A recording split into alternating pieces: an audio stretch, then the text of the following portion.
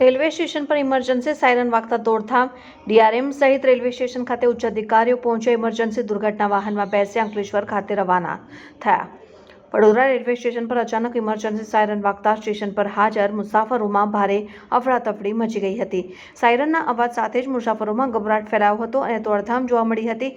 આ ઘટનાની જાણ થતાં વડોદરા રેલવે ડિવિઝનના ડીઆરએમ રાજવું પરચે સહિત રેલવેના ઉત્પત્તિકારીઓ વડોદરા રેલવે સ્ટેશન ખાતે પહોંચ્યા હતા અને પ્રાપ્ત માહિતી અનુસાર અંકલેશ્વર ખાતે માલવાહક ગાડીના ડબ્બા પાટા ઉપરથી ઉતરી ગયા હોવાનો સંદેશ મળતા જ રેલવે તંત્રમાં તાત્કાલિક એલર્ટ જાહેર કરવામાં આવ્યું હતું.